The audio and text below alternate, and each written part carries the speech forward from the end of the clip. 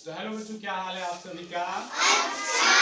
बहुत बढ़िया। तो आज की इस कक्षा में हम लोग पढ़ने वाले हैं अंग्रेजी, और जिसमें हम लोग अंग्रेजी पढ़ने वाले हैं कक्षा 4, जिसकी किताब का नाम है स्प्रिंग। ठीक है। और आज हमें अपने टाइम एंड मोशन के अकॉर्डिंग लेसन 8 को पढ़ना है।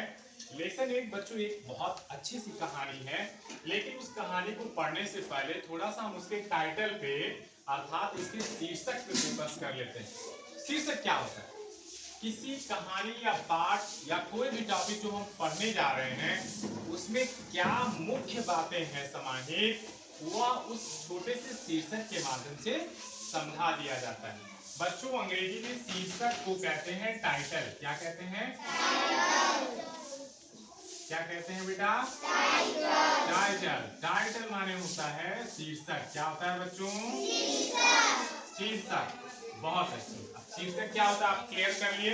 हमारा शीर्षक है टू प्रेशियस जेम्स। लेकिन अब इसमें हम ग्रामर कहां से निकाल के लाएंगे, आओ उसको समझते हैं। हम सबसे छोटे से स्तर से ग्रामर को आइए शुरू करते हैं। बच्चों देखेंगे, जरा मुझे बताओ ये टी क्या है? एक अक्षर है। क्या है ये? एक अक्षर है। लेटर। क्या है? लेटर अर्थात अक्षर। क्या है बेटा ये? अक्षर है। यहीं हम आपको सारी चीजें क्लियर कर देंगे। लेटर LE, ये है बच्चों लेटर। क्या है? लेटर। लेटर माने होता है अक्षर। क्या होता है? आ माने नहीं, छ माने क्षरण, जिसका क्षरण ना हो, जो टूटे ना। अर्थात भाषा की सबसे छोटी इकाई है अक्षर। इसी को इंग्लिश में कहते हैं लेटर। जैसे कि आप ये टी देख पा रहे हैं, टी क्या है? लेटर है। अब प्रश्न ये है कि लेटर क्या होता है? लेटर क्या होता है बच्चों? अक्षर। अक्षर एक ध्वनि होता है। क्या होता है? ध्वनि होता है, जिसको कुछ निश्चित संकेतों के माध्यम से, जैसे मैंने एक संकेत यहाँ पे बना दिया, और यदि मैंने आपको ना बताया होता कि ये ए है, तो क्या आप कभी जान पाती ये ए है? लेकिन इसको हमने एक ध्वनि दे दी ए। आपने जान लिया कि ये ए है, तो आप जान ले बच्चों कि अक्षर क्या होती है? अक्षर ध्वनि होती है। क्या होती है? ध्वनि होती है। और इन्हीं ध्वनियों को जब हम कुछ निश्चित चिन्हों के माध्यम से दिखाते हैं तो उसको हम कह देते हैं अक्षर। क्या कहते हैं? बहुत बढ़िया। और यही अक्षर बच्चों जब एक साथ आ जाते हैं, एक साथ आ जाते हैं और एक सार्थक अर्थ निकालने लगते हैं, तो उसको कह देते हैं वर्ड। क्या कहते हैं बच्चों? वर्ड। वर्ड माने बेटा होता है शब्द। क्या होता है? शब्द। लेकिन अब ये शब्द क्या है? शब्द क्या होता है बच्चों? शब्द अक्षरों का समूह होता है। Word is a group of letters which make complete sense. बहुत बढ़िया। तो शब्द क्या होता है? अक्षरों का सार्थक समूह। जरा यहाँ देखें आप लोग, मान लो अगर हमने कहीं लिख दिया होता BYO, इसका कोई अर्थ निकल रहा है क्या? नहीं निकल रहा है। लेकिन अगर हम इसी को सही क्रम में लिख लें, BOY, क्या हो गया? वाई। क्या हो गया? और वाई माने क्या होता है बच्चों? जरा जल्दी से बताओ। बहुत बढ़िया। हमने BYO लिखा, इसका कोई भी अर्थ नहीं निकला, लेकिन हमने BOY लिखा तो इसका तुरंत अर्थ निकल गया। अर्थात आप क्या समझे? जब यही अक्षर, यही छोटे छोटे अक्षर जब एक सार्थक रूप से क्रम में लिख दिए जाएंगे जिसका अर्थ निकल आएगा, तो वो बन जाएगा शब्द। क्या बन जाएगा बच्चों? शब्द। क्या बन जाएगा? बहुत बढ़िया, बहुत अच्छे। आप सीख रहे हैं चीजों को अच्छे से।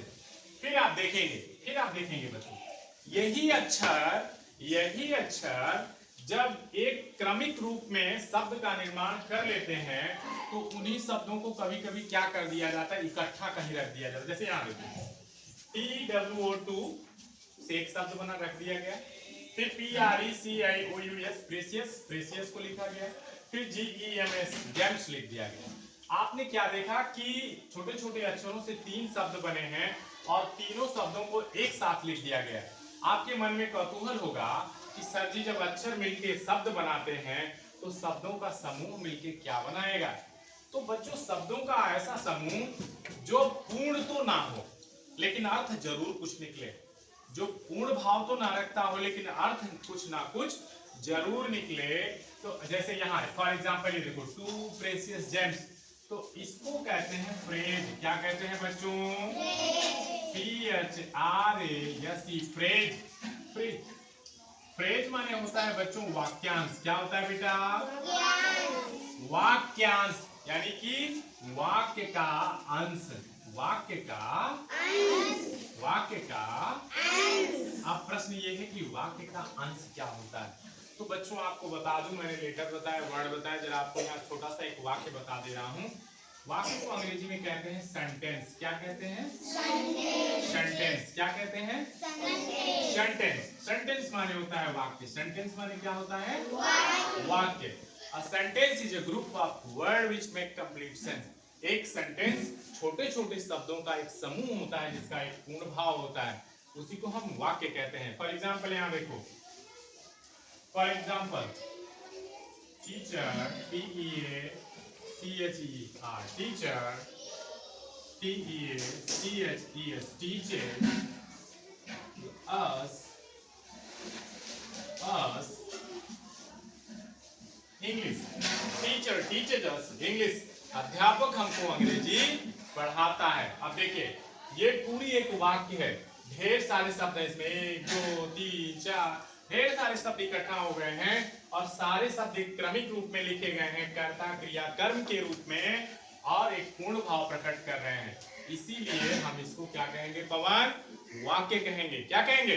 वाक्य कहेंगे, क्योंकि शब्दों का ऐसा समूह जो पूर्ण भाव लिए रहता है उसको वाक्य कहेंगे, कर्ता क्रिया कर्म के रूप में। और जो पूर्ण भाव तो नहीं लिए रहेगा लेकिन कोई ना कोई अर्थ जरूर निकलेगा, जैसे टू प्रेशियस जेम्स, तो इसको कहेंगे बच्चों फ्रेज। क्या कहेंगे बच्चों? बहुत अच्छे, फ्रेज। आइए थोड़ा सा और इसको डिस्क्राइब करते हैं। आइए थोड़ा सा इसको और डिस्क्राइब करते हैं। आप क्या देख रहे हो यहाँ पे? Two precious gems. यहाँ देखो, ये जेम्स क्या है बच्चों? जेम्स एक संज्ञा है। क्या है बेटा? संज्ञा। क्या है बोलो जल्दी से? प्रश्न ये है कि संज्ञा किसे कहते हैं, तो आपको पता ही होगा, noun is a naming word. Noun is a naming, नाम सूचक शब्द ही संज्ञा है, या संज्ञा ही नाम है, नाम ही संज्ञा। यहाँ देखिए जेम्स, जेम्स माने होता है बच्चों रत्न। क्या होता है? रत्न। जेम्स माने होता है रत्न, रत्न होता है जेम्स माने। ये एक संज्ञा है और इस संज्ञा के बारे में कोई बात कह रहा है। ये सब प्रेशियस, प्रेशियस माने होता है बच्चों कीमती। कीमती क्या होता है? कीमती। और टू माने होता है दो। टू माने होता है दो कीमती रत्न। दो कीमती। आप एक चीज नोटिस किए, रत्न कितने हैं? दो। रत्न कैसा है? कीमती है। आपने देखा कि ये दोनों चीजें इसकी विशेषता बता रही हैं। बता रही है कि नहीं बता रही? विशेषता बताने वाले शब्दों को बच्चों कहते हैं विशेषण। क्या कहते हैं? विशेषण। अंग्रेजी में विशेषण को कहते हैं adjective. An adjective is a word that qualifies a noun or pronoun. ठीक है, जो किसी संज्ञा या सर्वनाम की विशेषता बताए उसको कहते हैं विशेषण। क्या कहते हैं? विशेषण। पर एक चीज और आप देखेंगे बच्चों कि ये जो कीमती आप देख रहे हो, मेनली ये कीमती ही इसका मेन विशेषण है। इसके सामने जो टू लिखा गया है, ये टू इसके एरिया को निर्धारित कर रहा है। टू इसके एरिया को बता रहा है, इसकी संख्या को, कि दो ही हैं, दो ही हैं, अर्थात इसको डिटरमाइन कर रहा है, सीमित कर रहा है, डिटरमाइन कर रहा है। क्या कर रहा है जल्दी बताओ? डिटरमाइन कर रहा है, इसको डिटरमाइन कर रहा है। कौन? टू। इसीलिए टू को डिटरमाइनर कहा जाएगा। क्या कहा जाएगा? डिटरमाइनर कहा जाएगा। टू डिटरमाइनर है और कीमती क्या कहलाएगा? एडजेक्टिव कहलाएगा। क्या कहलाएगा? एडजेक्टिव। और ये जो रत्न आप देख रहे हैं इसको नाउन कहेंगे। क्या कहेंगे? नाउन कहेंगे। ये सब ग्रामर का पार्ट है बच्चों, आपको केवल इंट्रोड्यूस करा रहा हूं। अब ये जो डिटरमाइनर है ये क्या करता है? संज्ञा के क्षेत्र को सीमित कर देता है। एडजेक्टिव क्या करता है? किसी संज्ञा या सर्वनाम की विशेषता बता देता है। और ये नाउन क्या है, इसको बताने की आवश्यकता है क्या? बोलो, तेज बोलिए।